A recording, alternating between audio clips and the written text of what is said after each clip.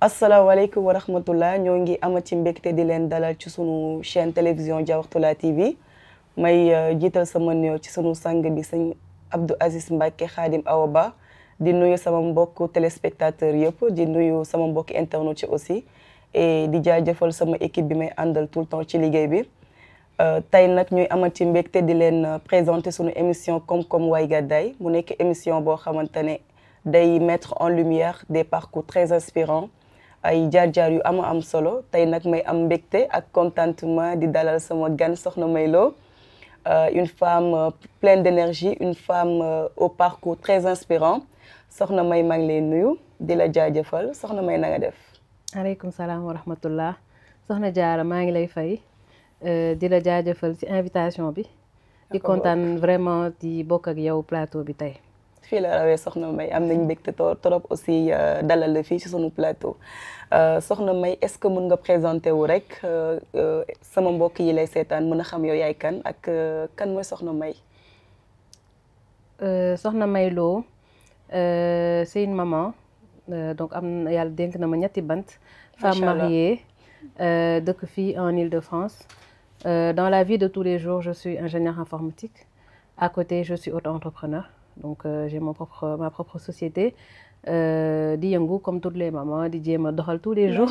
macha allah Soxna May xam naa balaa ñuy wax ci Soxna May tey jii nii j'aimerais bien que ñu delluwaat tuuti ci ginnaaw nga wax ñu tuuti yow Soxna May bu démb ba yow yaay kan donc parler un tout petit peu de ce parcours scolaire.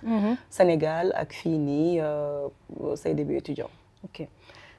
Waaw man j'ai fait toute mon enfance au Sénégal fa laa màggee yaroo fa samay waajur sorxee ko entre Ñambour ak Bawol ma fier si torop màggee Sénégal comme li may wax man je suis un pur produit de l'école publique sénégalaise fa laa defee sama jàng yëpp ñu basé plutôt côté Guédiawaye jàng am les défis à relever en tant que jeune fille au Sénégal en tant que jeune femme au Sénégal mooy da ngay war a exceller à l'école mais à côté dafa am benn préparation bu la société bi di préparer parce que demain da ngay nekk maman donc jàng togg jàng liggéeyu kër ba à l'école tu as en face des garçons yoo xam ne peut-être yéen a ngi jaamaarloo vous avez pas la même charge xaw nan laa ko mën a tuddee sociale en tout cas voilà donc muy parcours boo xam ne c'était pas toujours facile ndax jàng yombul mais dans les conditions des jeunes filles au Sénégal tamit yombul may sant yàlla bu baax parce que daf ma dénk parents yoo xam ne dañ ma doon yëkkati di ma dooleel en tant que femme di ma woon que ni lu góor man mën naa ko en tout cas sama cerveau may na ma ko lépp loo xam ne école donc loolu dafa participer bu baax ci sama parcours scolaire sama réussite scolaire donc man j'ai eu un cursus scientifique. Donc pareil dans une classe boo xam ne c'était 20 garçons 5 filles. da ngay xeex ñun jigéen ñi kenn ban série nga nekk parce que foog ñu wax ñu ko parce que loolu moom. man série S1 laa defoon. macha allah waaw yow jàng kan quand même. ba ma bëggoon jàng. dama bëggoon jàng c'est comme ça que je me réfugiais en fait. mooy tax nga sori yenn affaires yi de la société. et puis pouvoir te concentrer en fait tout ce qui est scientifique logique dafa mosoon neex. dafa laaj tamit concentration laaj aussi benn environnement surtout. waaw te man ba ma nekkee xale li ma jàppoon mooy tey jii tamit booy jàng da ngay fexe nekk parmi les meilleurs mooy tax demain bu choix amee nga am choix en fait donc c'était mon objectif te loolu day soxla des fois ngay isolé wu ma nekkoon ku bëgg jàng voilà bëgg jàngale sama rakk yi tamit tout le temps ils étaient derrière ma leen di jàng alors que mageewu ma leen dara donc noonu laa màggee je suis arrivée en France à 18 ans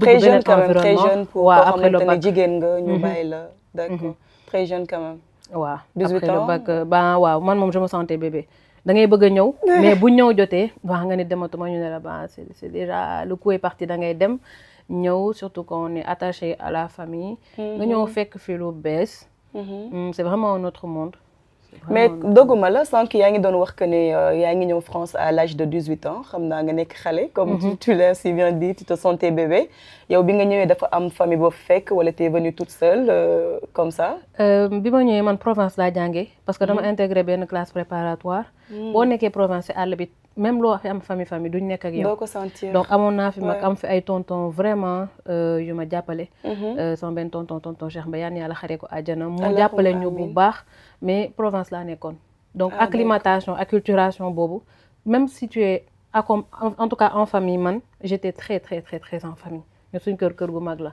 donc man France su ma munti woon nekk rek je me sentais seule. dafa am changement bu rëy bu mu apporté. non man c'était un gap.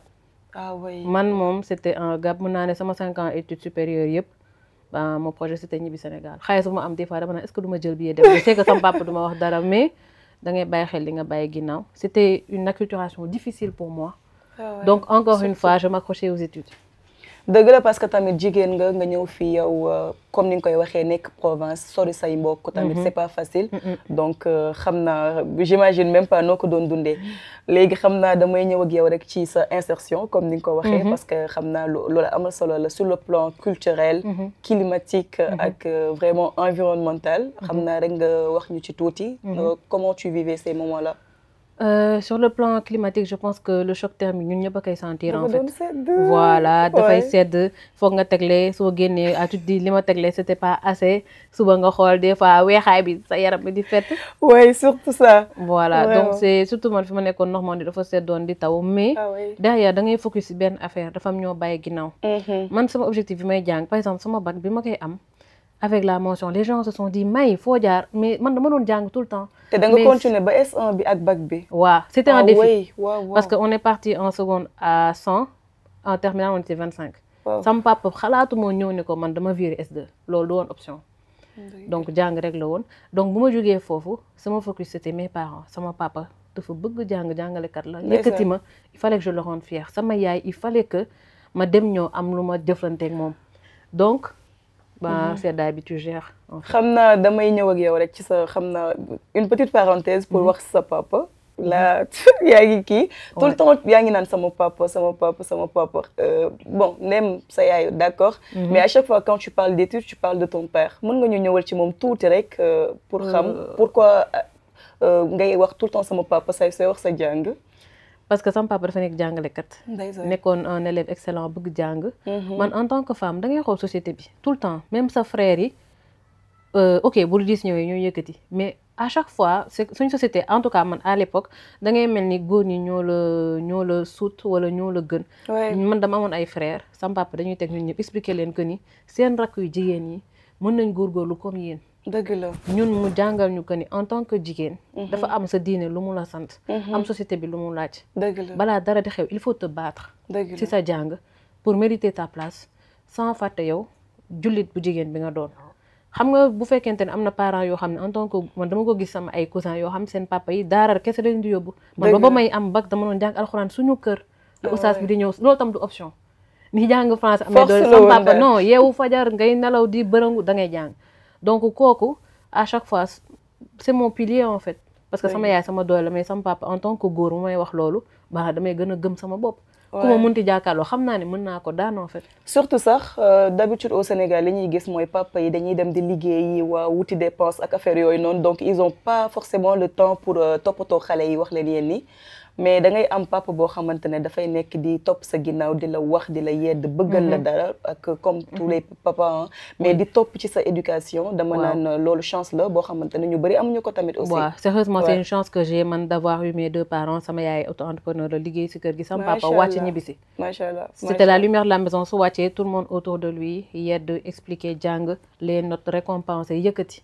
moom noonu la doon yare noonu lay yare ba tey demain hier j'ai besoin de quelque chose dama koy audio ñu waxtaan si ba pare balaa may avancer loolu man c'est une chance sama si sant yàlla tous les jours waaw parce que ñu bëri am ñu ko wax naa la ko am na ñoo xamante ne bëgg nañ ko mais le temps bi mayewu ko ak daw Sénégal dëkk dawkat la donc voilà léegi ci sa jàng kon côté environnemental xam nañ xaw na metti mais naka nga dundee yow sa jàng en tant que ak ban formation déjà nga def bi nga ñëwee prépa nga wax ñu ci lu tuuti ñu jàll ci loolu noonu ak naka nga dundee jàng boobu noonu waa man bi ma jógee Sénégal pour man jàng bi ni mu méttee woon bon loolu tàmm naa ko c'était une continuité d'essayer d'être parmi les meilleurs macha allah ñu ne da ngay dem classe prépa ok ñu nga joxe say kii jàll nga ne ok je vais jusqu'au bout classe préparatoire lan la dem ni Sénégal waa c'est vrai que rythme bi dafa soutenu mais là yeneen façon nit ngay dajal xamoo sax seen culture ngeen war a continuer di jàng donc difficulté bi man nekkoon ci études yi mais c'était gérer l'humain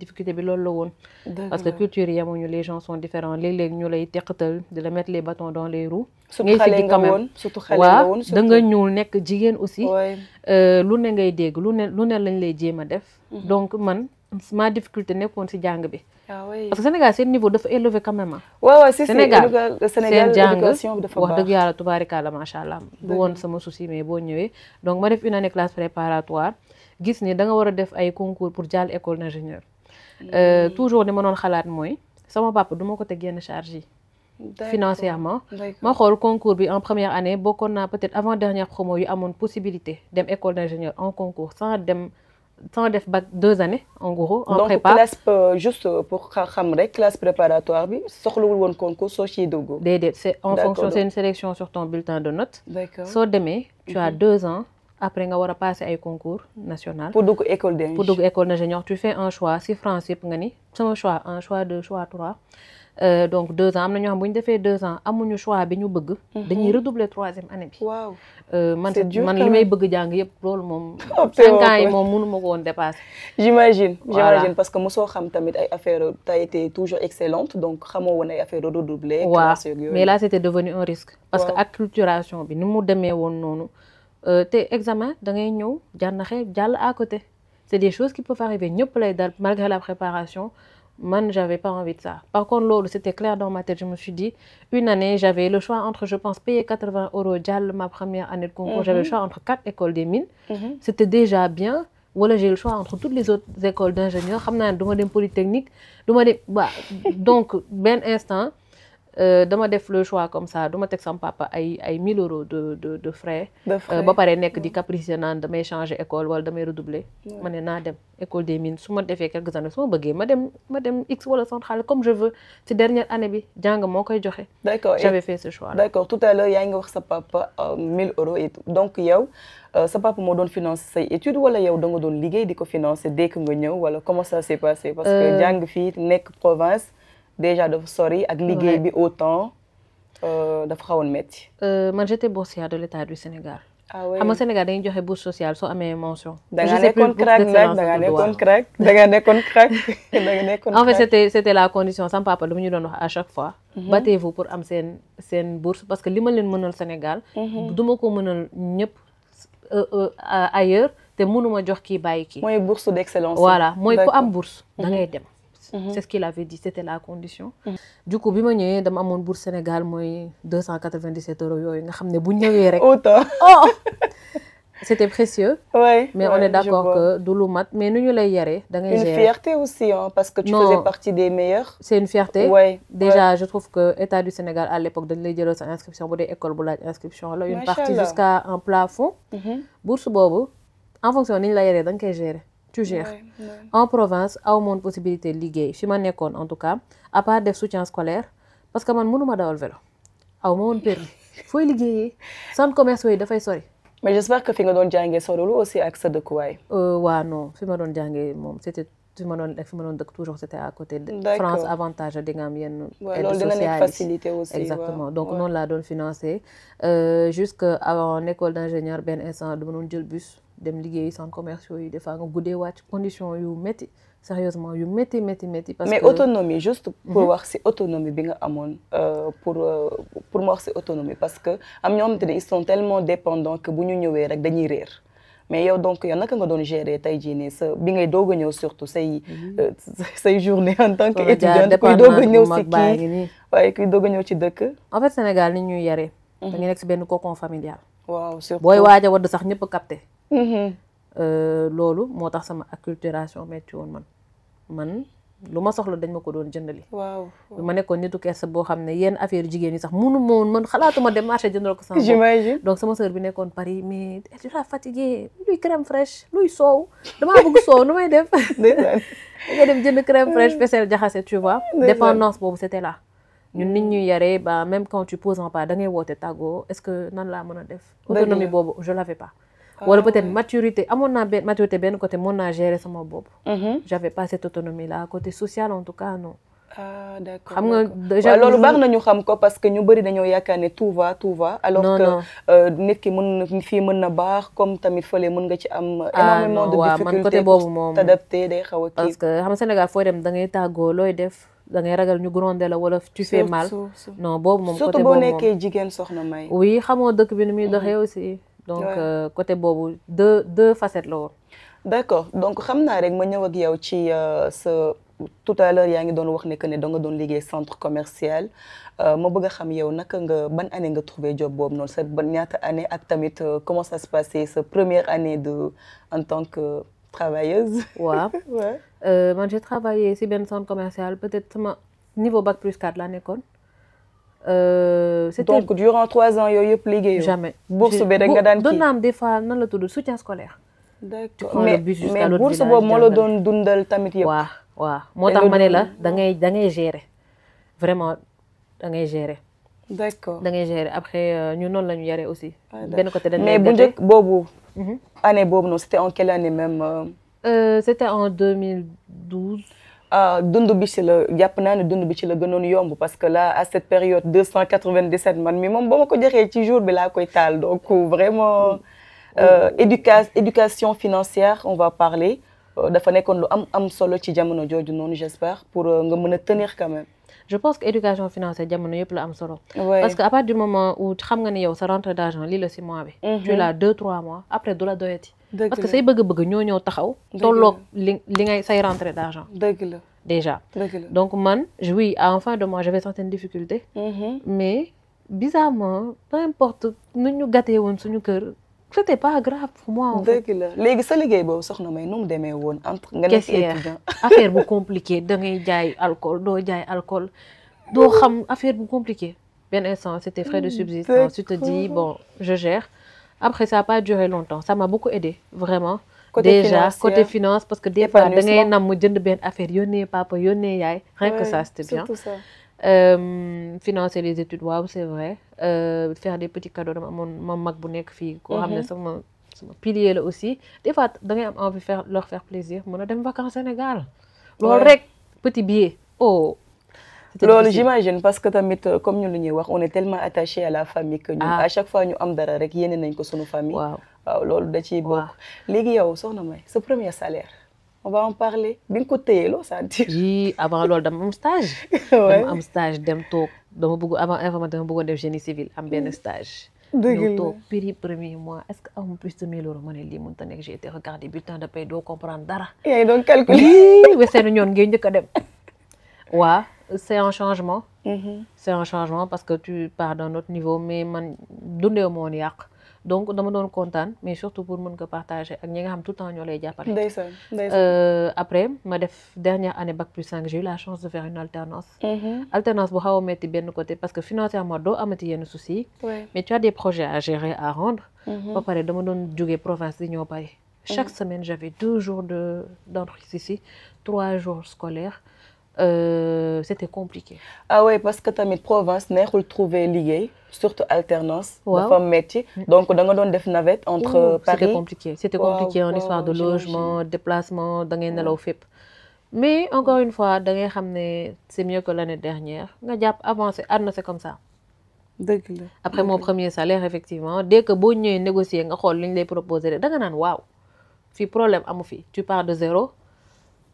peut-être miinoo marché bi et tout ça et école bi ma jóge woon par rapport ñi ma doon duggandool en entreprise j'avais un bon salaire. macha allah macha allah mais est-ce que yow tey jii nii ak élève bi nga nekkoon vraiment mu nekkoon une élève excellente comme ni ma koy waxee man dama ci kontaan lool surtout nga nekk jigéen. mais est-ce que am nga benn moment boo xamante ne douté nga ci yow nga nekk ne est-ce que dina arriver par rapport ak li nga fi ñëw fekk fi nga xamante ne c'était diamétralement opposé ak li nga doon dund Sénégal. et aussi yi nga xamante ne da ngay ñëw doo ci bàyyi xel da lay def donc mais am na benn moment boo douté nga ne mënatuma fi mu ne nii moom jeex na mënatuma dem fenn. je pense que mënatuma c'était ma première semaine en France. waaw déjà vraiment sama papa agent de poche bi ma joxoon chaque minute ma ne ma laal billet sama tonton bi ma doon ñaanal sax mu garaawul toogal. les doutes day expliquant boo ñëwee gis façon jàng bu bees parce que Sénégal on est très scolaire fii on te demande de réfléchir tu vas en labo soxna jaara luy fiol fiol dessin nga ko mujj a gis dessin. Distillation. Ouais, là PC, PC, surtout PC. Ouais, j'avais une matière sciences de l'ingénieur, c'est difficile. Ouais. C'est difficile. Moi, je suis génie civil, même dessin, j'ai du mal. Dem informatique. Mais, man, du mon nid beau. Man, quand je vois un truc là, je vais y arriver, à me doute. Par contre, le parcours, il peut être différent. Ouais, ouais. Parce que parfois aussi, d'où nous avons décidé, il y a le destin, il y a aussi les gens qui ont def dara. Donc, nous ne pouvons contrôler. Ouais, maintenant, je prends les choses positivement. Moi, même en entreprise, pour que nous ayons un projet, c'est compliqué. En fait, nous dans mon coin. Affaire bi danse, mais man xex la xam en fait.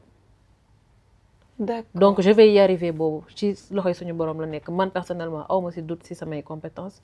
Mais c'est la difficulté. Des fois, tu es sonne, des fois, tu es usé. Des fois, c'est l'environnement qui te fatigue. Tu sais, tu as un milieu de il y a plein de choses. Lol mon métier. Mais maintenant, il faut se dire que aussi de les forger. Parce que yenn bo ci jaaré rek da ngay nek mbeur deug té lu bari dootu la métété aussi. Nek nit dé. Ouais, dootu la métété. Bo xamna parcours bi mom riche na trop comme ni nga ko gissé mu nek parcours bu am solo ndax parfois Sénégal dañuy joom ci yenn dañuy yaakaane goor ñu ñoo mëna yenn jàng yi bo waxé ñun li classe goor ñi la liggéey goor ñi la alors que so bayé sa dëkk nga ñëw ci dëkku jambour il y a plus de différence, il y a plus cette différence liggéey goor liggéey jigéen li ngay japp naa ne li ngay xalaat rek mooy na nga ciy génnee ak aussi mu nekk lu dëppook say valeur say bëgg-bëgg ak liñ la fi indee. Man am naa si benn remarque côté boobu mooy par exemple man bi may dogee démarrer liggéey bëgguma nekk développeuse dama nekk aussi ñu wax business intelligence da ngay gérer les données affaires yooyu moom lañuy wax statistique des fois léegi big data data science sama ba ma commencé liggéey j'ai eu mon premier enfant sama première année de liggéey war ko dénkaane affaire bu compliqué ma woo sama papa ne ko léegi luy kaa bi parce que man jàngu metti bi tamit pour bañ a liggéey mais aw ma envie dénkaan sama doom mu may reetaan comme tu as fait donc période boobu li ma gën a santaate yàlla mooy il m'a toujours dit may bàyyi génie civil nga def liggéey bureau un jour confort bi ngay am effectivement le télétravail est arrivé après sant gën a sant yàlla parce que su ma neexee mes enfants sont à côté mais télétravail ñu dégg en réunion c'est plus un problème. xam naa balaa may dugg si loolu rek dama bëggoon xam yow naka nga amee liggéey bi parce que comme da nga doon wax déjà yaa ngi def alternance di jógee Provence di ñëw fii est-ce que bi ngay wut liggéey comment ça a été c'était dur ak aussi fan nga ko njëkk a amee et comment ça s'est passé surtout parce que bëgg naa ñi lay seetaan comme j'ai l'habitude de le rappeler dafa nekk émission buy inspiré tey jii nii tey ñi lay déglu di yëngu ci sa domaine informatique bëgg nañ xam naka nga def ba am liggéey bi ak en quoi ils s'attendent parce que comme fii France la donc wër parfois day xaw a metti marché bi dafa metti man bi may dugg ci milieu on va dire mon alternance en 2012 fin 2013 d'accord ma diplômé 2013 côté wut liggéey xawoon na yomb ci man c'était pas compliqué li gënoon metti mooy le changement de statut moo gënoon metti parce que soo nekkee étudiant étranger am contrat balaa ngay mën a commencer liggéey il te faut une autorisation de travail. yow léegi lu tax nga ne wut liggéey bi yomboon na ci yow parce que jamono yooyu la wala nu mu demee noonu. parce que ñun dañuy galérer fii nit yi dañuy galérer pour am. je ne sais pas. postuler bi. enfin comme li ma la man je prends toujours les choses positivement da ngay wut stage ñu lay refuser ba nga foog ne c'est personnel. wala dañ la mere. ñëpp ngay wut liggéey j'avais beaucoup de refus mais sérieusement je l'ai eu au bon moment avant même mon diplôme. Donc, yu metti limite da ngay faté am ñoo xamné il reste longtemps après leur diplôme. Ça veut dire que yow tamit da nga anticiper, il faut le dire. Da nga anticiper c'est ça. Parce que tamit on était accompagné ba am diplôme bëgg wut liggéey loolu day xaw a metti. Waaw ñun suñu école dañu doon accompagner diñu coacher pour que ñu mën anticiper ci loolu. Motax mané côté bu facile bi mais en termes de recherche même gàllankoor que tout le monde soxna jaar da ngay xey refus am ñoo xam duñ la sax refuser duñ la sax faale refus. Donc, comprendre. Tu as refait ton CV, tout est normalement nickel, mais ça passe pas. Mais beaucoup ne le disent, en fait. Exactement. Peut-être que aussi, je répondais pas au poste parce que le fait pour pas postuler. Oui, c'est ça. Nous, en tant que consultante dans la business intelligence, bien entreprise. Là, moi, c'est mon premier job. Moi, c'est mon premier ligue.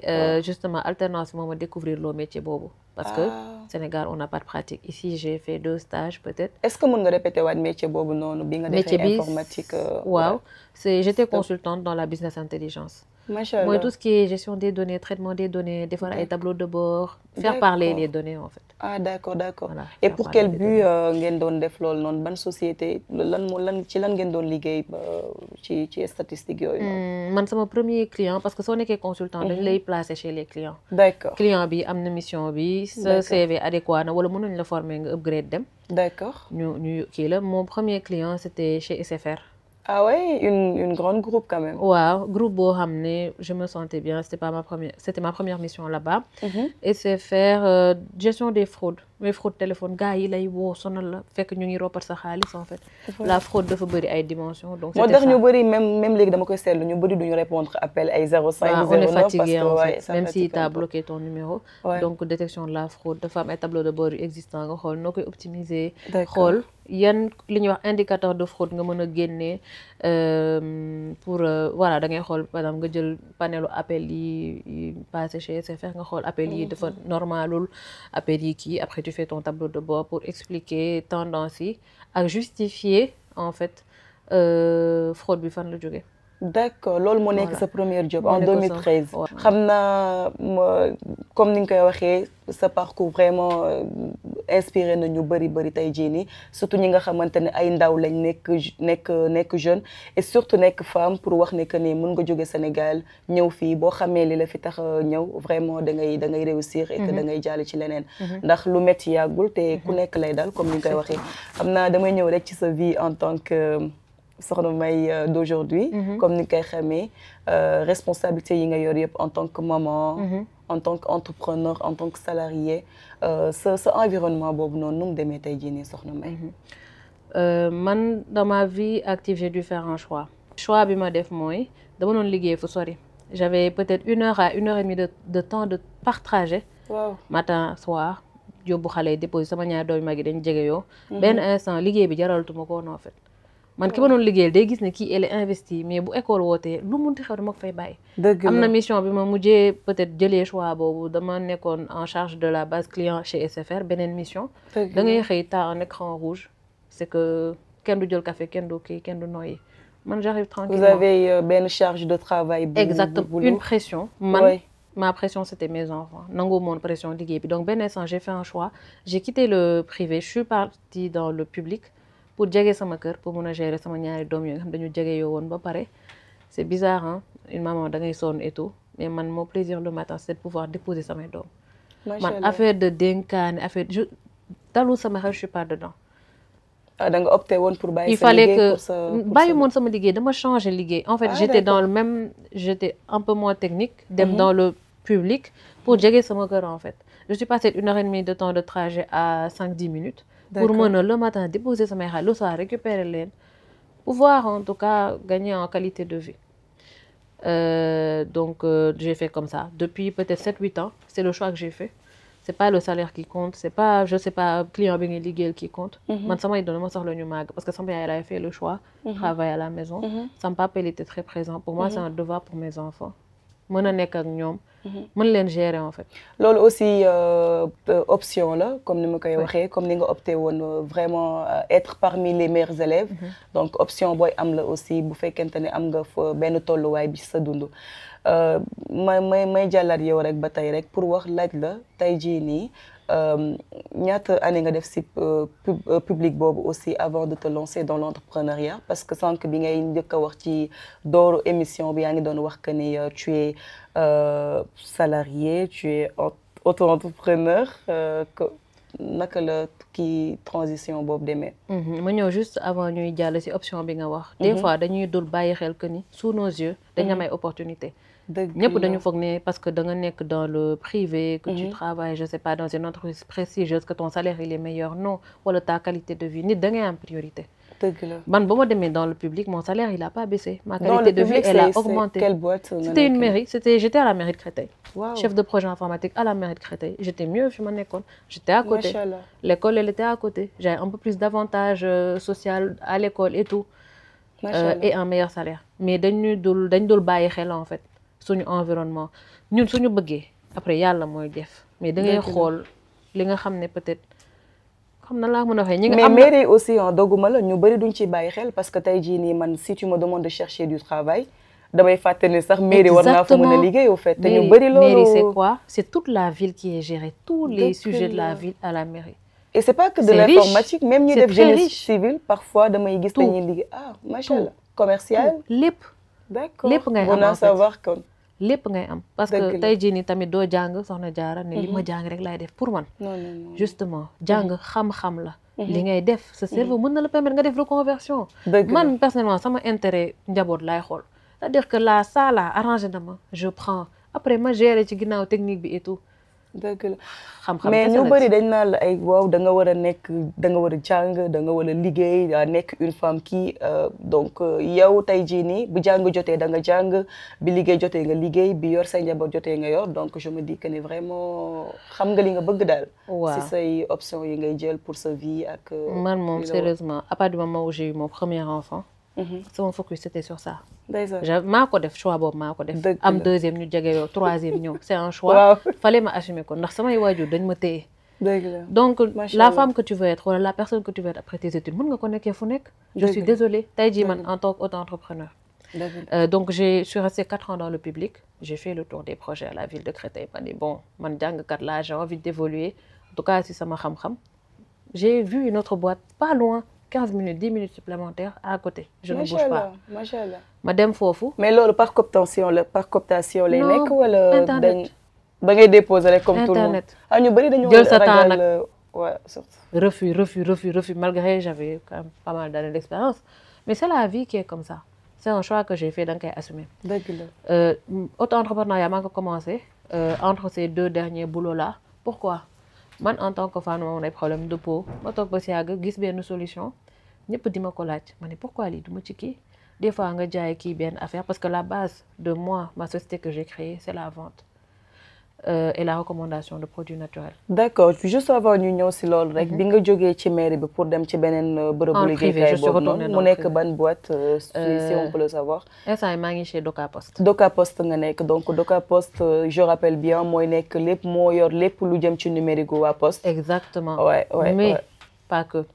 Doka Post su ma defee excès de vitesse c'est eux qui m'envoient su ma defee excès de vitesse. ñoo may yónnee sama PV. Ils font beaucoup de choses. C'est l'acteur numérique numéro 3 en France. nit ñi nag doo xam benn tour tu connais les boîtes quand on fait de la signature électronique il y a beaucoup de Doka Post dedans. loolu lépp da koy def. Oui les logements plein de choses sécurisées les plateformes. C'est bon à savoir sunu mbokku téléspectateurs yi xam lu Doka Post yëpp di def donc comme tu l'as si bien dit. soo leen bëggee assurance wut logement signature numérique et surtout boo leen gaaree foo leen warta gaare PV yi. ñoo koy joxe très bien Doka Post dañ koy jot. donc yaa ngi Doka Post ba tey. Doka Post ban année nga fa dugg. 2022. 2022 donc c'est récent. Il y a 3 ans. C'est récent. Avant nga dugg Doka Post si je comprends bien nga nekk di entreprendre wala juste bi nga duggee foofu. Avant ça faisait déjà 3 ans ma doon entreprendre. soxna May lan nga njëkk a entreprendre. man nag yow yàlla def na en tant que bawol xanaa musuma jaay. waaw suñu kër maa fa musta jaay. ba may commencé sama papa ne ma May est-ce que doo reculer da nga ko nar a mayee ba mu jeex. est-ce que woon benn fille à papa yooyu noonu parce que bawol bu jaayul aussi c'est quand même rare. Il y avait 2 choses sama yaay da doon jaay mais. du loolu c'est que Sénégal dañu mën a juger waate te man dama bëri woon kersa da nga am ay diplôme ñu ne la kii day jaay crème mais où est le lien tu vois. j'imagine man j'étais une grande complexée. confiance yi jàng ok mais jàmmaarloog nit ñi. en tout cas loolu aussi ça s'apprend. exactement je suis très sociable nekk ak nit ñi si jàmm mais dem proposer samay services en tout cas c'était difficile au début mais auto-entrepreneuriat boobu li tax ma def ko c'est que les gens dañ doon ñëw vers man. may sa picc yi fu ñu jaar machin truc nga expliquer. après ñu muy dem nànk-nànk bëccëg bi di ñëw. ça veut dire que yow daal nit yi lu ñu ñëwoon envers yow di la demander ay conseils su ma comprendre bu baax loolu moo tax yow tey jii nii. ça a lancé mon business. ça a lancé ton business. mais pas que. parce que man xalaatu moon développer business bi. j'avais besoin de produits de qualité dama am ay allergies aussi yu xaw a am doole. ça m'avait aidé. donc affaire bu mu ñëwee la première fois où je me suis posé la question est-ce que dama avancer ci business bi ou pas. dama yëpp samay doom ci oto j'avais une toute petite Chevrolet Matiz ñu nekkoon jaawatulaa xam nañ ko. oto bi man sax maa ko sut ba pare mooy loolu. une vieille voiture ñu dem voyage bu long xam nga am fit kenn ki feebar. oto bi ne day panne. waaw en hiver il faisait nuit. léegi man nax ak oto bi ba mu génn ma ne oto bi maag moom tey lañu tàggu c'est la 3e voiture. d'occasion que j'avais mu may lâcher n'importe où mais là il y avait mes 2 enfants kenn ki feebar en pleine nuit. Et vous étiez seule sans... Heureusement j'avais pris une voisine avec moi comme dañu doon dem séminaire. ma ne bëgguma dawal man kese ndax dama yor ay xale yu ndaw. Ça m'a sauvé. Le temps may gérer gosse moom mu dawal ñu gérer oto bi ñab-ñabal ko ba yegg. ma ne c'est fini. Le business bi ma doon évoluer daf ma doon financer oto ça faisait 2 mois que j'étais éligible que waaye lu tax may jënd nag voiture 0 kilomètre la société elle nous dit quoi soxna Diarra nañ jënd voiture occasion ñun ay africain lañ. reste en retrait. En silence. Ce jour-là j'ai dit c'est fini. C'est ce jour-là que j'ai décidé parce que j'ai mis mes enfants en danger. Au milieu de nulle part. C'est le cœur d'une maman qui parle. Non, et puis c'était la deuxième fois qu'il y avait un enfant dans la voiture en panne. Et là, c'était une panne qui n'était pas simple. C'est-à-dire que l'auto kenn du ko remorquer. Poubelle la doon jëm. Sérieusement. Ci laa décidé loolu parce que dama amoon opportunité bàyyiwuma ci xel. C'est toujours ça en fait. Donc opportunité boobu noonu ngay wax nii mooy lan yow lan nga njëkk ci ban kii filière nga njëkk entreprendre ak lan nga doon jaay. C'est la première chose c'est vraiment ce business là c'est la première chose dans laquelle j'ai entreprise dama nekkoon au début partenaire d'une entreprise allemande boo xam ne dafay proposer des produits de beauté et de santé. Donc beauté mooy tout ce qu'on voit, la santé c'est ce qu'il y a à l'intérieur. Nga xam ne tamit mooy conditionner ce qu'il y a à l'extérieur. Tey en tant que femme soxna Diarra mon premier salaire sànq partenaire la xam nga laaj njëkk a def dem Sephora jënd ay produits pitch. Comme toutes les femmes maquillage lu nekk. du dindi sa peau grasse du dindi sa bouton. beneen sens tu te lasses 200 € chaque mois dafa xaw a bëri nag. ci zéro résultat. léegi quand t'as une bonne solution ñi la xam ñëpp depuis nga juddoo ba tey ak say bouton dañ lay wër di la laaj. nga ni pourquoi pas en fait. mooy sa déclic en fait. loolu vraiment man les gens m'ont aidé à lancer. ma décision elle est partie de cette voiture là. ma am possibilité j'ai fait financer ma première voiture débarrasser oto mbootu bi après ma ni. Man sama papa auto-entrepreneur la sama yaay aussi sama papa day jàngale yor entreprise boppam. C'est un truc que j'ai toujours voulu faire. Mais Diarra Bousso da ngay toog ba si ak société da lay tënk. da ngay sonn. sax doo ko àttana yanu. Surtout en tant que femme parfois duñ la may sax nga mën a. Exactement exprimer sa potentiel yi nga am yëpp. non Diarra da ngay sonn nag. gis nga soo yoree ay doom. des fois sa partie cerveau benn bi du fonctionner. dëgg la sérieusement. dëgg la c'est-à-dire que t'es en off man je da ngay rouler pour avancer du coup. benn instant ma ne da ngay nekk nit xam ne sa salaire bi lu mu munti toll. ba doo si tabax kër doo si dem maa kër doo si yóbbu sa papa umra. lu tax loolu. ba parce qu'il y a trop de choses quand t'as des enfants da ngay bëri charge dëkk bi yow nan la ko tuddee Marianne day lekk sa xaalis da lay fay lekkaat sa xaalis mais c'est vrai. donc en tant que salarié daal yow da ngay wax li ngay wax ni ci mooy que ni munoo def lu bëri. non pour man tiital sama mbokk salarié nag. à partir du moment premier mois da ngay jubilé deuxième mois troisième mois mën na la say soxla ñooy ñëw tolloog moom. dëgg la et juste ma laaj la tey ji yow en tant que auto-entrepreneur. naka ngay def ba jaay nit convaincre ko jaay ko produit yow comme yi nga yor yow naka ngay jaayee. comment tu fais man nag damaa doy waar parce que sama liggéey kër daf ma wër ak sama liggéey bopp sama liggéey entreprise su ma wàccee. man may du ma wër nit ñi di leen convaincre en fait. dafa am loo xam ne ça dépend man y a un boulot sama boulot man c'est de valoriser mes produits d'en parler le client en face su ñëwee ma jox ko information yi mu soxla en termes d'accompagnement dama leen di accompagner bu baax léegi nag c'est vraiment le bouche à oreille su ma jaay soxna Diarra elle va en parler à Fanta qui va en parler à truc mën naa ne peut-être temps bi ma koy jox c'est le temps que j'ai en tant que maman et salariée mooy pas beaucoup de temps. D'accord. Donc convaincre nit peut-être mënoo ko convaincre. léegi mais convaincre aussi mën na nekk ci ay plateformes donc est-ce que da nga utiliser ay plateformes lu ci mel ne ay internet réseaux sociaux yeeg yooyu noonu pour jaay. aussi même bu fekkee demoo ci kanamu nit ki parfois vendre mën nga ko. comme ni nga koy waxee ça m'a appris j'ai fait beaucoup de développement personnel à travers ça tey su ma mënee toog fii di wax man loxuma man jooyaguma c'est que. am na fu ma jàll. am na fu ma aw en fait je suis passée par là. donc par rapport ak mes clients effectivement dama utiliser réseaux sociaux lu bari parce que génn bi yombul soo yore ay doom. léegi nag dans la vie de tous les jours dama jàng aussi nan laay su ma gisee soxna Diarra mën ko conseiller tey su ma dayoo si arab bi soxna Diarra nga yor xale bi am benn problème wala mu daanu dama lay jàppale ñu yëkkati ko gérer ko. donc quand je te vois aussi en détresse par rapport à ta santé man noonu kese laay def c'est dans la vie de tous les jours aider les personnes. parce que problème de santé dafa bëri maa ngi nii. kon daal doo am problème pour dem gis nit ki wax ko. en tout cas j'ai appris à le faire. j'utilise beaucoup les réseaux sociaux.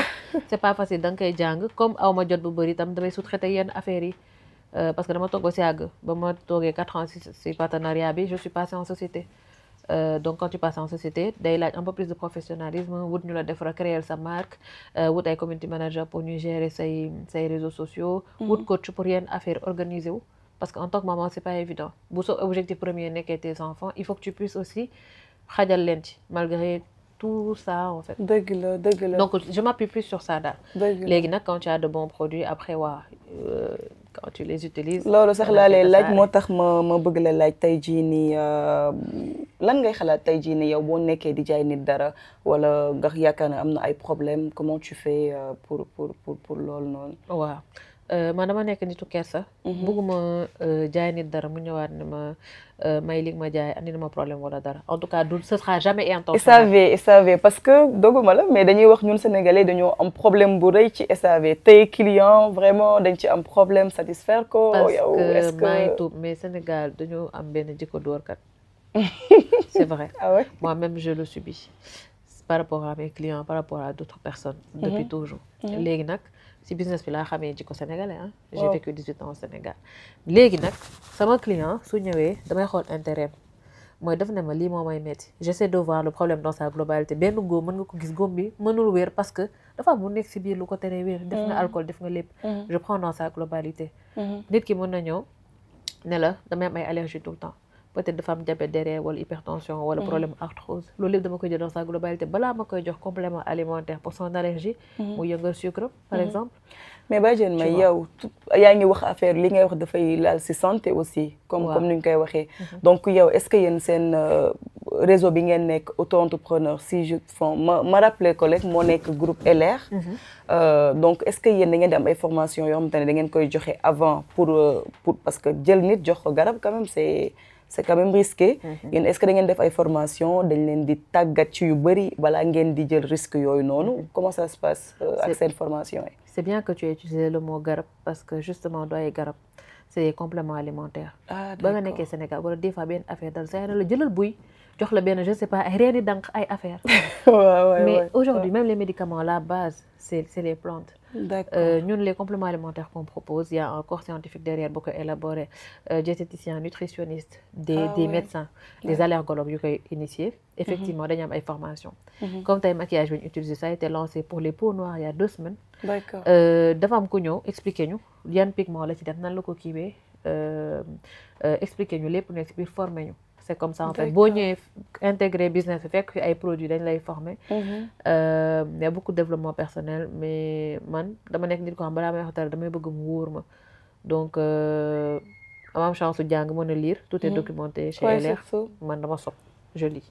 Et est-ce que aussi tey jii nii ak sa ñu dellu rek en tant que salarié ak aussi en tant que auto-entrepreneur est-ce qu'il y a eu un moment où vraiment tu as décidé de changer ta façon de faire ta façon de vivre. me remettre en question. loolu soxna Dia c'est tous les jours. parce que tey jii nii comme li ñuy wax tu peux pas espérer avoir un résultat différent en faisant tous les jours la même chose. c'est toujours le même résultat. léegi nag da ngay toog ba si nga gis ne sa business mu ngi daanu. wala peut-être sa doom gis nga am benn comportement wala am nga benn manquement am nga ci responsabilité. da ngay xool lan mooy sa responsabilité qu'est-ce que tu as fait qui a induit ça. lan nga mën a def pour changer ko. remise en question boobu. en tout cas quand tu es chef d'entreprise c'est tout le temps. parce que tes chiffres dépendent de toi. dëgg la. tu es la base donc ça moom c'est tout le temps man awma problème boobu en plus man lu ñëw dama jàpp ne je suis la première responsable. dëgg la donc et aussi en tant que salarié tey jii nii. ak auto-entrepreneur comme yow moom femme 12 métiers nga vraiment comme ni nga jàngee rek tey mën nga ma wax tey yow sa journée typiquement sa journée en tant que salarié ak noo koy dundee ak aussi nga nekkat yaay donc yow nooy dundee sa journée tey bu ma ñëwoon soxna Diarra ne la defal ma récit sa journée loo may wax yow soxna man bul dawloo sama ñemee seetaan nag mais quand même nga wax leen. je suis trop positive dans la vie tous les jours mais damay xëyee ñaxtu. waaw bu xëyee fajar julli commencé xultu c'est normal en fait on va pas dire que tout est rose quand t'as des enfants da ngay ñaxtu tu es derrière eux le matin il faut que yow déjà nga yeewu ça c'est hyper difficile. yeewu yee xale yi wootal leen ñu ndékki préparer leen dem jàngi. après nga waajal dem yóbbu crèche. donc man moom sama problème mooy man may tardé man moom. koo ñu ne j'habite à 20 minutes da ngay tiit ne la lan nga doon def depuis 6 heures du matin mais. Parce que bon damay jël temps un peu avec les enfants déposer leen ku nekk après ma dem su ma xasee toog nag je suis focus ci damay liggéey man ay jël café ay affaire yooyu non parce que je suis chef de projet informatique mooy da ngay wax réunion da ngay wax Doka Post. da ngay diriger ay équipe aussi donc qui dit chef de projet da ngay am ñooy. manager un peu instant yi fi ma nekk bah ça dépend bu fekkee. comme je suis dans la partie fonctionnelle mooy lan. chez Doka Post dañ am li ñuy wax ay business unit c'est une grande entreprise qui regroupe 48 petites entreprises. d'accord soo amee projet ma war a gérer souvent c'est transverse mooy 48 yooyu yëpp lu mu dee dinaa ci wax ak 40. ñu war a intégrer ci projet bi ak seen i jikko ak seen i spécificité de travail ak seen i différence parce que projet aussi chaîne la yow da ngay def sa wàll kii def wàllam kële def wàllam donc il faut que ngeen di waxtaan réunion yi coordination bi parce que coordination problème bi bu amee problème chef de projet la de dëgg la en tout cas sur certaines parties les comptes rendus da ngay wax bi bëgg a dee t'as encore rien écrit il faut écrire il faut tracer pour te protéger donc sama journée su ma commencé pirip déjà le matin su xale yi di préparer je regarde ban la première réunion kañ ngay yeewu ban heure su nga yeewu sama meilleure heure mooy 6h30 6h30 parce que t'es à la porte sa bërëbu liggéeykaay dafa jege wala sama bërëbu liggéeykaay soriwul je suis à 15-20 minutes mais c'est surtout xale yi dafa am da ngay bëgg teel leen a yee ñu préparé wu ndékki des fois ñu jàng tuuti alxuraan c'est ça la difficulté le matin c'est vraiment ça parce que heure jàng bi dafay jege les enfants ils traînent et aussi bu fekkente ne culture ak valeur yi nga xamante ne moom la sa waajur yi defoon ci yow da nga ko bëgg a def ci ñoom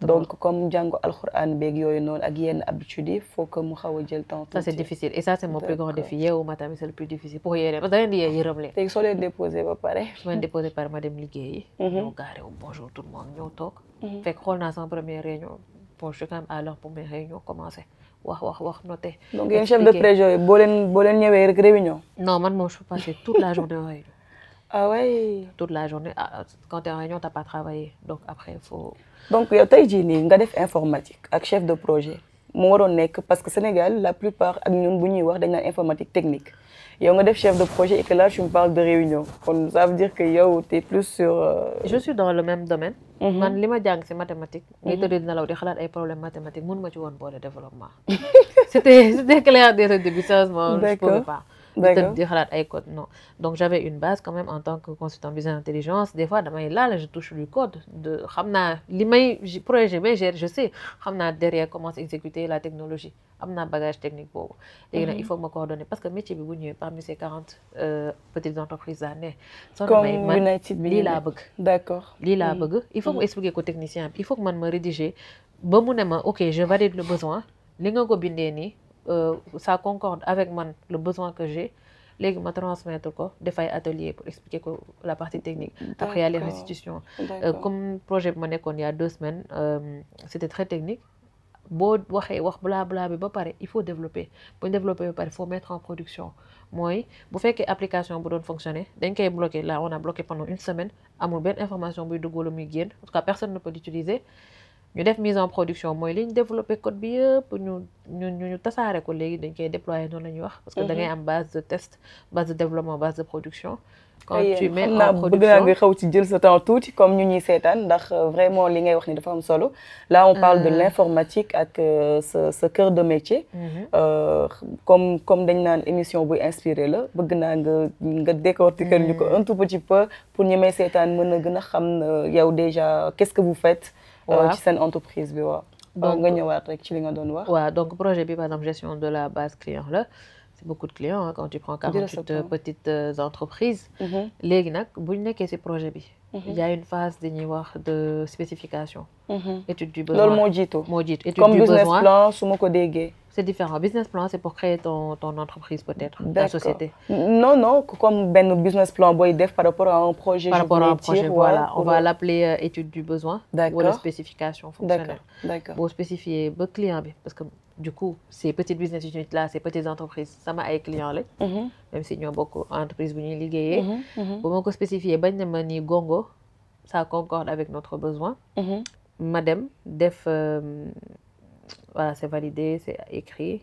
il faut que ma def ay atelier ak la partie technique donc man dama nekk entre le métier et la technique ñu wax chef de projet assistance maîtrise d'ouvrage donc waxtaan ak la partie technique xool nan lañ ban solution lañ mën a proposer en fait parce que c'est pas tous les besoins qui ont des solutions wala dañuy nan la ñuy def dañuy jënd benn kii bu bees dañuy dem def une petite formation SQL par exemple ça peut être benn technologie bu bees instant il y a beaucoup d'intelligence artificielle man am na benn projet bu may liggéey c'est la meilleure solution su fekkee amuñ compétence équipe bi dañuy dem jël des formations quelques jours de formation man je vais toujours aux formations ndax dama bëgg jàng ça me permet de xam aussi de quoi la technique même seen ak expérience bi ngeen ci yor nii tey jii nii y a des formations qui sont disponibles en interne ou bien en externe man bon Doga Post comme dafa am institut de formation j'ai beaucoup de choses déjà en interne d'accord en termes de formation donc rapidement on peut être formé des fois on va à l'extérieur ba ma nekkee en début de carrière j'avais fait du développement SQL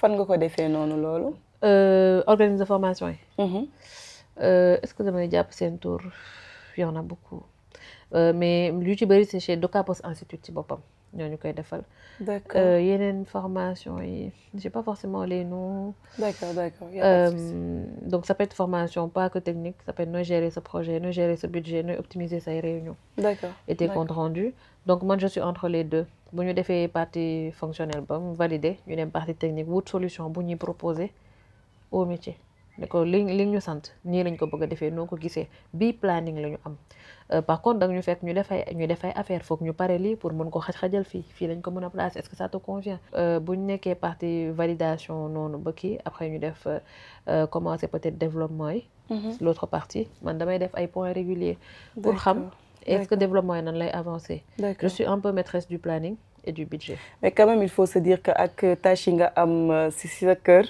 ak tamit wax dëgg neex yàlla sa en tant que auto-entrepreneur sa bërëbu liggéeykaay aussi il faut se dire que nekkul lu yomb parce qu'il y a beaucoup de choses à faire dans la vie de tous les jours c'est ce que je me dis moo tax des fois damay xultu parce que les réunions da ngay génn dugaat mais mënul ñàkk pour ñu waxtaan surtout sama genre nga xam ne télétravail moo leen gën a le distanciel tu es obligé wax ak nit ñi d'accord sinon mën nga biaiser besoin bi wala nga am benn paramètre boo fàttee wala. d'accord voilà d'accord juste pour dire que en termes d'accessibilité mën nañ ne que ni ñëpp accessible nañ ci liggéey boobu noonu parce que yow da nga déposer kenn copte wala nga am ko. exactement et aussi jigéen mën na ci dem comme góor mën na ci dem même si. exactement loolu amu ci problème équipe bi may liggéey am na ñoo xam ne ay chef de projet yu góor lañ. tey jii nii. En termes de mën naa ne peut-être reconversion là je reste dans le même domaine. ñi développent ils développent dans la donnée. données yi la ñuy jël mettre ay tableau de bord voilà calculer indicateur nettoyer données yi transformer ko. xool leur cohérence donc je reste dans le domaine mais li ma gëm mooy peut-être bon j'ai eu la chance de rester dans le même domaine. encore une fois li may wax mooy nit li nga xam ne yow gis nga ci sa bopp. jàng ko. donne-toi les moyens en fait internet lépp dañ lay former soo la jaara les premières missions yi ñu doon am ñu fay sànni en tant que consultant ma xamoon dara parce que école d'ingénieur généraliste ils t'apprennent tout mais dans le fond t'as pas un bagage technique peut-être ci certaines missions da ngay dem Google nga xool jàng mu jaral la ko maintenant il y a ChatGPT donc nga dëgg c'est vrai en plus ouais il faut donc en tout cas informatique noonu la su fekkee man domaine bi may nekk ça me déplaît pas dëgg la réunion yi des fois c'est une charge mais dama am benn flexibilité sooy liggéey ñu wóolu la da ngay mën a gérer son emploi du temps. mais tey jii nii ak xam nga man moom dama bëgg wax xaalis donc en tant que consultante bi ngay doog a dugg ci métier bi nekk vraiment benn jeune est-ce que c'est un métier qui paye bien au début ou comment ça se passe ak kii. li ma comprendre ci marché en tout cas dans la partie informatique. ak France dafa niroog Sénégal ci benn côté mooy ils vont beaucoup. payer ton diplôme rémunérer en fonction de ton diplôme parce que bi may démarrer j'ai vu une grosse différence par rapport ak peut-être ñi jóge ci yeneen école wala fac donc sa parcours scolaire dafa am solo quand tu as l'accès mën a ñafe ci sa jàng en France en tout cas say premier salaire tey dépendre ci loolu moi c'est ce que j'ai vu d'accord léegi domaine informatique kon loolu aussi mu insister ñi seetaan nga xamante ne boo bëggee def vraiment métier informatique que ça soit consultante wala chef de projet ak lu mu munti doon dès nga commencé jàng il faut nga góorgóorlu foofu bu baax pour mën a vraiment am benn situation benn position booy occupé waaw parce que xam nga comme école yi ay niveau la moi j'ai vu ça ils te demandent ton diplôme da ngay gis nañ lay commencer xoolee affaire yooyu alors que en vrai ça veut rien dire enfin si des fois mais bon noonu laa gis ne noonu la ñuy juger les grilles vont évoluer à partir du moment où dugg nga dans le milieu du travail les 2 premières années ton diplôme peut déterminer après ça ñafe moo lay yóbbu. loolu mën nga espérer combien en salaire rek. man bi ma génnee école d'ingénieur en premier boulot les premiers salaires c'est entre 36 et 38. mais par exemple ñi ma duggandooloon ñu nekk si yeneen parcours ñuy def même métier amoon na quand même benn différence am ñoo xam ne en dessous de 30 sax lañ nekkoon alors que ñoo bokkoon même intitulé de poste. mais léegi métier yu bëri moo ci am lu ci mel ni commerce ak yooyu noonu da ngay commencer mais il te propose des 24 22 avec commission. waaw parce que dafa am beaucoup de li ñuy wax part variable. si liggéey yooyu ndax da ngeen di challenger si yenn projet yi wala yenn marché yi bu ngeen ko gagné. léegi nag dafay am métier bu nekk ak période bi nga xam ne mooy nekk en vogue. avant développeur duñ leen woon fay peut-être aussi bien que ay chef de projet tey jii nii am na yenn technologie boo si développé. dañ lay fay tu es bien payé. donc à partir de 2 ans après le premier boulot. lii tax nga mën a changer sa salaire mooy changer entreprise. d'accord man xale góor yi ma nekkandooloon. donc loolu option la pour am salaire bu gën a baax. exactement commencé nga 2 ans nga liggéey bu baax am benn bagage technique wala fonctionnel mën ko jaay feneen forcément dès que tu sors pour dem feneen da ngay yokk sa salaire. dëgg la ça permet de aussi d'augmenter le salaire faut bien le choisir tout ce qui ñi nga xam dañu am affaire au changement de statut le faire au bon moment. dëgg la changer su fekkee ne sa situation personnelle may na la ko. ngay changer loolu day yokk sa salaire. donc ça veut dire que tey si je comprends bien entreprise bi nga nekk dafay xaw a jafe ñu defal augmentation de salaire même bu dee def nga fa 2 ans pour vraiment avoir le salaire que tu mérites ou bien que tu penses mériter. Ça dépend des entreprises. ba ma soogee démarrer en tant que consultante je suis restée 5 ans consultante. J'avais pas beaucoup d'augmentation parce que apparemment j'ai fait 2 enfants mes congés maternité étaient à cheval sur l'exercice. Ça compte surtout. loolu lañ ça normalement warul compter c'est de la discrimination. warul compter. man j'en ai pâti mais honnêtement dérangé ma woon c'est-à-dire que comme li ma wax li ma fa tegoon dama ko xam. dafa am lu ma doon gérer sama ñaari doom yu ndaw yi. ba ma paree ba leen fa ne ñukk ni yàq bu na xari fa ma dem am naa fa lu gën c'est-à-dire que da ngay xool situation bi am na lu la déranger mais gérer en fonction de sa priorité. mais loolu aussi boo koy mën day fekk nga nekk bañkat comme ni nga koy waxee aussi nga xam li nga bëgg. donc métier ak bu mu mënti doon yaakaar naa ni nit ki ngay xam vraiment tes objectifs xam sa valeur xam yaay kan. daf ci am solo. priorité man c'est surtout question de priorité. donc man personnellement pendant 5 ans j'ai pas bougé autour je voyais les garçons surtout bouger. changer de salaire moi j'avais fait le choix de rester amoon si bon problème. ma priorité était ailleurs. mais loolu dafa nekkoon comme yow da nga nekkoon maman dafa nekkoon stabilité financière boo doon wut wala. non da nga choisir stabilité familiale.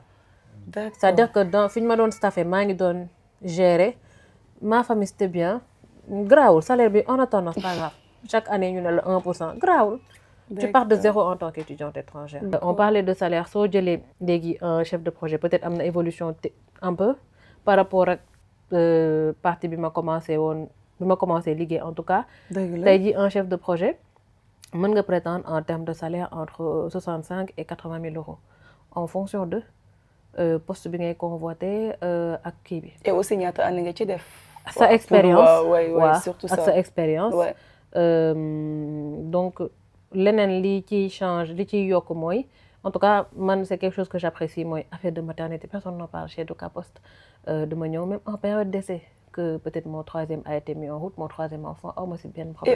et aussi parce que là comme ni ñu koy gisee gis naa la nga muuru man tamit gis nga ma muuru bëggoon naa la laaj si question boobu noonu xam naa dañ koy laaj sunu mbokku jigéen ñu bëri. tey yow da ngay garder sa muuraay bu boo demee wala da nga koy muuri ci diggante bi wala yow. Doka Post tey waaw important xam nga man. famille bu ma juddoo ñu bëri dañu doon muuru peut-être muuru moon ba ma ñëw France bopp bi may marié lay soogay muuru en 2013 mais muuraay man dafa nekk pour man benn identité dama mosoon xam ne jigéen da nga war a muuru xanaa kaa deful ba ma ko commencé def dama ci ngoy ba ma nekkee dans le privé dans mes débuts justement mu toog ba si ak première mission chez SFR ma commencé mu sóoru ñëw sama chef ne may day dañ ma ne ko du deñ en fait j'étais en période d'essai mu wax woo chef am kooku ñëw ku jigéen jaar fi ku góor jaar day dañ may leen du deñ ñu wax en fait. après woo ay réunion daal. réunion péto tout le temps tubaab bi dañ lay napp. gis la nga ñuul des fois mënoo rouler air ñu lay napp. dëgg la may leen du deñ. j'étais en période d'essai ma toog di xaar SFR ñëw ne may mii day liggéey du bouger. mais loolu aussi am na ñu ci perte seen liggéey comme ni nga koy waxee. parce que yow da nga nekkoon juste peut-être ñoo xam dañ leen kii yoon. comme li nga wax tolluwaay la. c'est-à-dire que des fois nga am yemale am ak ñàkk. ba ma décidé muuru du ñoom ñoo ma koy dindil. léegi nag ñu wax ma loolu te intimidation laa d'accord soxna Diarra c'est parce que da nga xees mu ñuul wala sama chef nga que yow yaay décidé en fait mais yow li nga may fay c'est parce que damay liggéey sérieusement ñëw ma toog di def laa gi ñool nga may fay di ma neexal damay liggéey SFR laaj client bi mu ne ko kii day liggéey bàyyeen ko mu toog te mosu leen déranger chauffeur kenn mosu ko xool parce que da nga ñëw da nga mosóor ñu validé PDS ma ne leen dafoo leen ma lancé premier doom bàyyi leen jukku lu ñu doon def du ma leen faale parce que man li ma bëggoon je fais mes enfants maa ngi gardé sama muuraay où est le problème. D'accord. amul augmentation grave ma dem mairie de Créteil premier entretien deuxième entretien je pars toujours avec mon foulard ñu ne ma foulard bi affaire yooyu là il y avait un enjeu pour moi j'étais à 5 minutes de chez moi j'ai fait le choix de prendre cette responsabilité là dama doon dem teg perruque bi nag façon bu ne la doon mais rien à faire mais mënuma bàyyi samay carottes tout seul y en a qui l'ont enlevé moi c'était un choix que j'avais fait du coup benn instant c'est vrai que ça m'a agacé parce que damay gis ñoo xam ne sama yenn collègues dañuy ñëw porter seen croix wala dara te pourtant man accueillir ma public c'est vrai dama doon travailler avec le maire loolu moo nekkoon le pourquoi ne ma mënuma yor sama musóor mais ñoom dañuy sol seen croix alors que dañuy accueillir du public le service public est censé être laïque benn instant man sama responsable man damay arrêter je suis restée 1 mois en chômage avant may dem Duka Post je suis allée comme ça kon juste rek benn kii pour ñuy seetaan da nga mujjee bàyyi liggéey boobu noonu parce que da nga amoon contrainte ak sa muuraay. non amoon contrainte boobu je l'ai accepté pendant 4 ans c'était un choix. D'accord. Par rapport ak justement je t'ai dit j'ai été séparée j'avais 2 enfants très petits. D'accord. j'avais fait ce choix là en tout cas période boobu de rester à la mairie. malgré contrainte boobu bi may dem j'avais fait le tour des projets te dama gisoon que ni dans le marché sama muuraay bi war naa ko fa mën a delloo en fait. jaay sa bopp daal. et j'avais vu surtout que tamit Soxna Diarra pas loin de chez moi amoon ay entreprise. voilà. ma ne dama koy exploiter ma dem entretien c'est passé crème. aw ma ci benn problème. jëloon nga risque quand même jëloon nga risque. mais en fait c'était mon choix ma ne la toog naa 1 mois chômage. dëgg la. j'étais restée 1 mois au chômage c'était mon choix mais quand tu vois que ñii dañuy nangu ñii di bañ encore une fois sa CV la ñuy jël de. d'accord et surtout rek ma ñëw ak yow sànq ci dama yàgg sa bi ngay doog a door yaa ngi doon wax ay waxu statut donc. changement de statut. waaw su changement de statut pour wax ne que ni boo nekkee étudiante en un certain moment di nga changer statut nekk salarié. changement de statut boobu noonu mooy lan ak ban importance tey la am ci ki nga xamante ne dafa war a tàmbalee liggéey surtout. importance capitale. ah ouais? Parce que ñun ay étranger lañ dëkkuñu fi. ce titre de séjour dañ ciy benn étudiant étranger tu es autorisé à travailler de façon temporaire. mooy 6 mois bi mënoo dépasser un certain nombre d'heures de travail. moo tax même xarmat bi dans les centres commerciaux tout ça mënoo dépasser benn volume horaire bi. soo commencé liggéey donc loolu mën nañ ko àpp ci 20 heures maximum par semaine. boo nee étudiant. c'est vrai que jàppuma chiffre bi. mais je sais que en tant que salarié en tout cas soo démarré en tant que cadre di nga am minimum 35 heures des fois yenn entreprise 38 heures tu dépasses. D'accord. donc il faut que nga changer statut mooy nga nekk beneen type de personne ci société bi. ñu tuddee la titre de séjour salarié la tudd. d'accord. pour titre de séjour salarié bu dafa am ay démarches. mooy entreprise da ngay gis entreprise bu la nangoo jël. embauché la defal la changement de statut moom dafa am taxe yu muy fay. d'accord état bi. d'accord wutal la autorisation de travail en tant qu'étranger. loolu da ngay xaar ñu wut ko wala mun nga tàmbali ci. amoo droit tàmbali. sans en tout cas l'autorisation de travail. même da ngay signer mais da ngay toog xaar. sans l'autorisation de travail t'as pas le droit en tout cas en 2013 c'était comme ça. tu signes parce que loolu mooy tax nga mën a justifier à la préfecture que j'ai un contrat. ñoom sax ñooy déclencher c'est comme ça. waaw en tout cas il y a une base qui change pas mooy le fait que il y a une charge financière au niveau de l'entreprise. il faut que tu changes de statut pour mën a liggéey à temps plein en tout cas. d'accord donc jóge ci liggéey temporaire boobu noonu pour dem di def ay heures de travail comme 35 heures 40 heures. ça dépendra exactement. Ouais. Sachant que aw mon problème boobu en tant qu'alternante je travaillais 2 jours pleins par semaine et puis pendant 6 mois j'étais à temps plein mais statut alternant boobu c'était compatible ak mon titre de séjour étudiant. D'accord. donc changement de statut bi entreprise yi da koy nangoo defar forcément souvent dañuy wàññi tuuti salaire bi. pour am ko oui parce que dañ naan la loolu mooy justificatif loolu lañ lay wax. day nekk am ba ñàkk aussi day nekk parce que donc soxla. de toute façon amoo choix.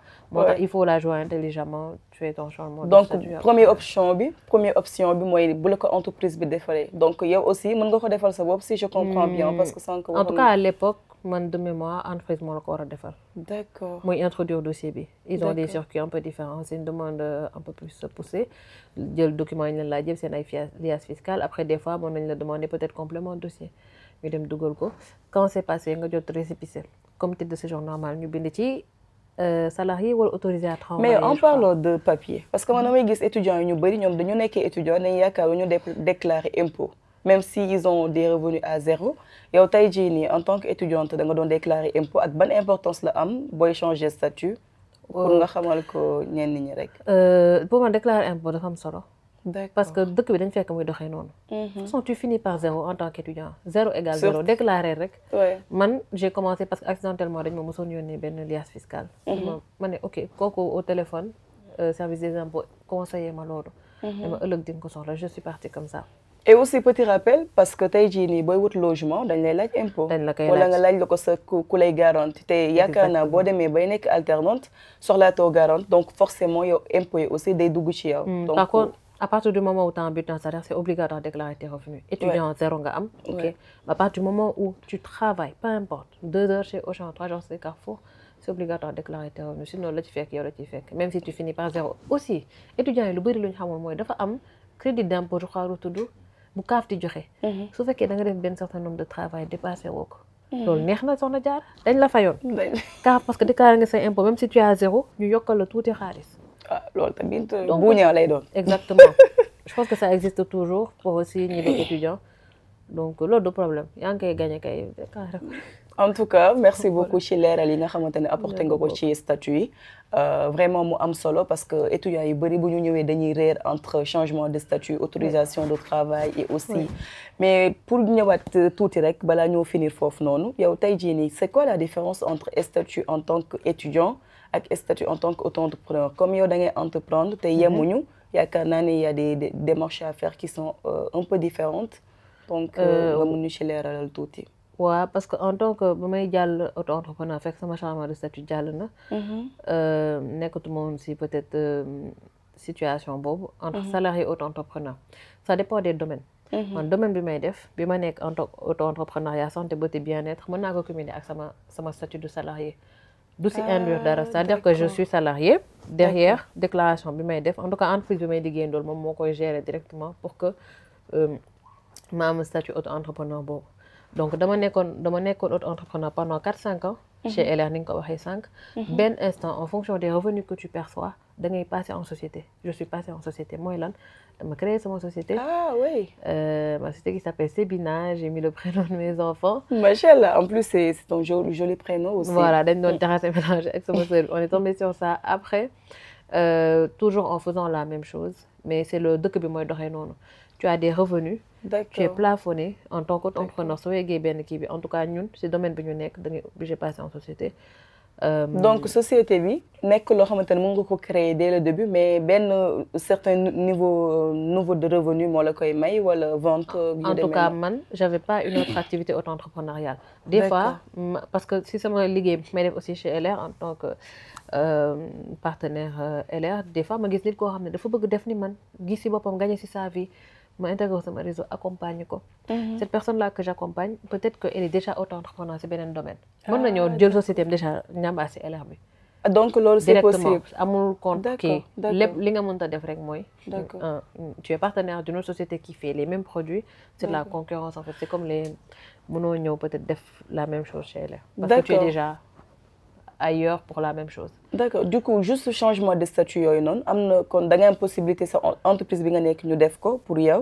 muy auto-entrepreneuriat ñoom ñoo koy def. et aussi bu fekkee mënoo ko def mën nga jaar par URSSAF.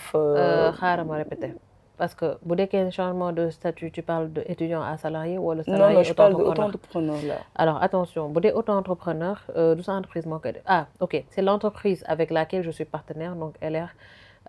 moo ko gérer au début quand je suis passée en société dama jël benn cabinet comptable ñu gérer ko parce que encore une fois je peux pas m'en occuper j'aurais pu c'est des choses yoo xam mën nga ko def en toute autonomie en France mais dama ko sous-traiter parce que dama soxla woon comptable de toute façon pour ma société ñu gérer création bi ñu gérer tes déclarations d'impôts toute ta comptabilité en fait. d'accord donc lu mooy différence. d'accord en tout cas leer na nañ ci ñi koy seetaan pour wax ne que ne y a 2 statuts moom soxna May am na ko mu nekk jóge ci en tant qu'étudiante dem salarié et aussi am statut auto-entrepreneur tey jii nii ngay salarié auto-entrepreneur maman mën naa ne yow soxna May ban satisfaction ngay am tey jii nii bu ak avec toutes ces responsabilités yu endossé wu ci yow bi nga ciy jëlee durant ce cursus professionnel comme ni nga koy waxee ban satisfaction ngay yëg en tant que femme en tant que maman en tant que salarié auto-entrepreneur bëri nga li ngay def nag mais bon.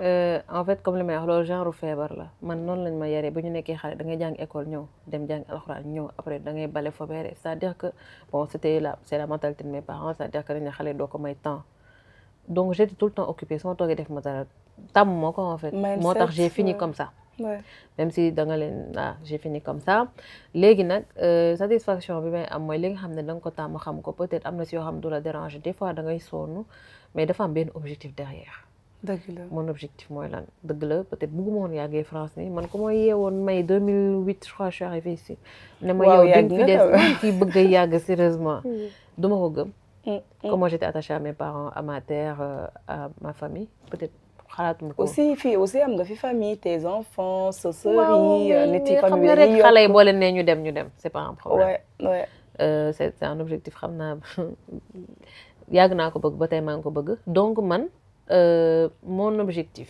final si je me vois dans 10 ans c'est que j'ai mon business bàyyi nekk salarié mën a dem les sorties avec mes enfants je les fais pas beaucoup sama objectif c'est une certaine peut-être aussi préparer mes enfants yenn kii financièrement bëgguma xaar ba am 70 ans dem Makka peut-être bëgg na ànd ak sama yaay ces objectifs là encore une fois en couple ou tout seul ben pour moi le salaire peu importe comment il est en tout cas suñu situation sociale ñun ngay gérer sa bopp gérer sa famille jàppale say mbokk pour moi c'est difficile d'atteindre ce niveau-là en tout cas moi à mon niveau c'est comme ça que je le vois donc mon objectif c'est que damay ñaq daan sama doole waaw loolu la dëkk bi laaj instant bi ma satisfaction première c'est que bañ a sacrifier sama ay doom en fait que tout le temps je dois pas avoir une nounou pour les garder la nuit man may duma dem séminaire d'entreprise affaire yooyu pour fanaan je fais pas su may dem séminaire LR on part tous ñu dañuy dem Marseille ñu defaale fa ay vacances d'accord donc tant que j'ai cet équilibre là d'accord ça va d'accord maintenant je gère si je comprends bien tant que yaa ngi am équilibre boobu noonu donc da ngay rester ci salarié ba tey wala bëgg nga bàyyi foofu noonu ñëw ci auto équilibre boobu du salarié moom ma koy jox équilibre boobu sérénité boobu may am c'est parce que je suis auto-entrepreneur xam naa ne mën naa xëy ba ne fa ñukk sama patron rester avec ma société donc may dans 10 ans mën nga génn ci système salarial même moi c'est l'objectif moo tax may jàpp même si c'est difficile c'est bien c'est ton choix toujours comme tu le dis exactement tey jii ginnaaw bi nga defee responsabilité yooyu noonu nga am ak yëpp nii ban conseil ngay jox jeunes yi ak surtout femmes yi parce que damay appuyer ci loolu parce que vraiment étant femme def nga parcours bu inspirant dalee ko sa Sénégal ñëw fii nii avec vraiment loin de ta famille je le dis et aussi ak parcours étude bu metti waaw parce que S1 ñëwaat defaat informatique tout ce qui est mini tout c'est pas vraiment facile tey jii ban conseil ngay jox en tant que jeune en tant que femme yoo xamante ne dañoo bëgg a dugg ci métier bi muy métier informatique déjà et aussi parcours comme bi nga am salarié entrepreneuriat man dafa am lu ma gëm mooy àdduna ñun ay jullit lañ dafa am yàlla lu mu ñu waajal des fois da nga gis deux choses chemin droit chemin gauche des fois tu n'as pas la maîtrise de droite ngay jaar wala gauche par contre une fois que tu es dedans il faut que nga sabablu def li war pour avancer peu importe ce que tu fais tey informatique bi ba jàng jotee dëgg la c'était difficile parce que ay algorithmique yooyu yëpp jàngoo ko école ay logique Sénégal da nga xam luy loolu nooy defaree un feu mu vert rouge orange mais da ngay jàng xam ne yàlla daf la jox cerveau manqué woo parce que dafa am loo xam dafa mat a sant yàlla tu vois les Jeux paralympiques ñi amuñ loxo ñi amuñ tànk dañoo ñëw fii jël ay médailles ñun ñu toog di leen seetaan surtout ça donc man en tant que femme da ngay xam sa place dañ am deux places la partie professionnelle foo bëgg a dem mën nga fa dem yàlla daf la jox cerveau là c'est il faut te battre être prêt nag à faire des sacrifices beneen partie mooy ta partie personnelle nga xool ses priorités def un choix xam ne tamit ak lu ñu mënti wax muy jigéen a góor si am la famille elle est sacrée et importante ay doom benn nit du leen yar donc da ngay am benn équilibre boo xam ne yaa koy instaurer soo bëggee sa famille avancer en tout cas ni nga ko bëggee sacrifice ñaari côté yëpp la mais nit manqué wul lu sa morom def góor ak jigéen a si yam war nga ko mën a def même jinne bi bu ñu ko tegee ni moo def lii yow yàlla daf la bind jox lay capacité gëm sa bopp des fois soxna Jaara difficulté bi ñu am ñun jigéen ñi muy jigéen nga nekk boole ci jullit nekk sénégalaise dafa am ay défis yu bëri ñuy relever da ngay dajeeg des fois nga dajeeg nit koo xam ne da lay tuutal pour yëkkati boppam je sais pas comment le dire autrement am na ñoo xam ne gëmuñu seen bopp tant que tuutaluñ la ba nga xaw a wàcc ñoom duñu sentir benn niveau bi mais ku nekk aussi amul capacité se relever tout seul donc loolu aussi apprentissage la ouais mooy boo fa xastaloo daanu jógal nga fëggatu nga jóg avancé Soxna Diarra yaay ak papa nekkuñu fi soo puusul sa bopp kenn du la puus àdduna sax ku nekk day dem ñi ñëwaat ñun aussi ñu ngi gis ñu dox di ree les gens galèrent man bëgguma nit ne diw machin l'herbe n'est pas plus verte ailleurs il faut que ñuy xeex en fait fii nii des fois nga tëdd wéet da ngay jooy bay bëgg a dee mais il faut se battre dëkk bi dafa metti ñun ñëpp a ñuy xool man ñi ma dëkkal sax ñi la wër sax buñ la gisee nga sol yëre olof moi je porte mes robes avec fierté dañ au début dañ kii jàngul yaa ngi muur yor ñaari seen dugg di avancé loolu dafa grave c'est pas grave boo ma jàkkaarloo wax ma tontu la en français yu leer nañ te doo ko defati nit da ngay gëm sa bopp bu dee jigéen ñi metti na la situation de femme elle est difficile très très difficile être mère musulmane sénégalaise dëkk bi dañ fi xat surtout Soxna Diarra lu ñu respecté ñun rek ñoo koy liggéey surtout nit ñi bu ñu respecté ci biti c'est pas parce que machin c'est parce que boo waxee ñu tontu la xam ne ëppuñ la ay droit et surtout pas même pas nit ñi kese aussi da nga nekk femme comme ni nga ko waxee sànq nga nekk jullit donc am na lu la war nga jóge sa dëkk am lu la war ci sa diine am loo xamante ne waru la donc vraiment ngay def ay pas ci di jëm ci kanam ci loolu tamit c'est pas facile parfois te ñun jigéen ñi am kenn contrainte bu bëri aussi ci côté boobu dëgg la da ngay positif Soxna Diarra sérieusement tey jii comme li nga wax am nga ñaari loxo ñaari tànk un cerveau manqué woo da ngay positif àdduna bi lépp a métti loo xalaat il y a 2 ans difficulté yoo dundoon boo ci xalaat da nga naan peut-être boo ci tollee est-ce que dinaa ko surmonter boo ñafee da nga koy romb loolu moo lay forger mooy tax nga mën a man en tout cas noonu lay dundee en fait peu importe projet bu ñu ma jox wala dara je regarde est-ce que lii su may déposer xale yi c'est compliqué est-ce que situation familiale le reste garaawul tu gères àdduna yaa ngi dund da ngay ñaan ku du fan les difficultés c'est comme ça ki gën si ñun li ma romb duñ ko romb di takk biiram ay xeer pour avancer taxaw ñun dañuy lekk ba suur Diarra dem tëddiwaat nelaw je te jure donc le reste il faut se battre xool dans 10 ans où est-ce que je veux me placer dans la difficulté actuelle nga jéem a faxas avancer et il faut surtout ñu bàyyi détails yi am na benn animateur bu daan wax femme yàq femme les femmes on se met des bâtons dans les roues toutes seules je pense que Mami aussi daf koy wax exactement moom doy baa ña koy wax on est beaucoup dans les querelles alors que da nga am la doy oisiveté baaxul si tu t'occupes t'as des choses à faire doo tal keneen il faut que ñu bàyyi loolu man daal loolu laa xam ne peut-être tamit dama koy sante sama éducation mooy maandu da nga am sa góomu bopp mu doy la sëkk soo ko gérer doo tal keneen dëgg la duñu bàyyee xel loolu peut-être àqu nit ñi duñu dal sax ba ñu am yenn problème li ñu war a gérer xaw na bëri de tes enfants tu as la famille tu as plein de choses sa liggéey peut-être doo tal keneen dëgg la donc focus ci say objectif ak sa priorité dëgg la xam naa foofu laay lay laajee sa dernier mot xam naa ne émission bi vraiment on a beaucoup appris jàng nañ ci lu bëri tey jii nii boo doon wax sa dernier mot rek par rapport ak fi nga jaar ak li nga bëgg a génne lan ngay wax sama mbokk yi lay seetaan ku nekk foo nekk rek nga gëm sa bopp ki nga gis mu taxaw fii ñu koy jaajëfal dafa am lii dafa tabax lii daf ko ñafe rek te mën na ko def ci dignité comme li ma doon wax sànq sans tooñ kenn sans dóor kenn les gens honnêtes y a beaucoup de gens honnêtes qui réussissent bu fekkente ne jigéen ñi nekk fii dama ko yàgg a gis ñu obligé dindi suñu muuraay pour dem liggéeyi ngeen xam ne des fois chacun c'est une décision personnelle instant yi nga xam ne amoo choix def ko yow yaa xam ban responsabilité nga jël par rapport ak sa borom pour def ko mais toujours di làmb di xool à côté am na foo xam ne noo bëgg a demee liggéey nga fay demee liggéey mais il faut y croire donc lu munti xew rek da ngay jàpp si li nga am en attendant ngay am mieux di ñaanal ku si nekk rek yàlla defal la tawfeex si li nga bëgg ndax nit li nga bëgg sa biir xol di si dox yàlla dala koy yombalal comme ni ma wax rek di ko def dans la dignité dans l'honnêteté c'est très important di la remercier bu baax fi la rawee di la remercier bu baax si dalal bi di remercier chaîne Diawartoulah TV daayira Diawartoulah TV en général surtout sama équipe bi moom jar nañoo remercier moom ndax bu ñu yàngee nii ñoom la dëgg la bu baax mais muy liggéey boo xam ne ay jeunes ñoo koy def dëgg la man je suis passée par une transition j'ai parlé de séparation tout à l'heure de beaucoup de choses dama retrouver en Diawartoulah une famille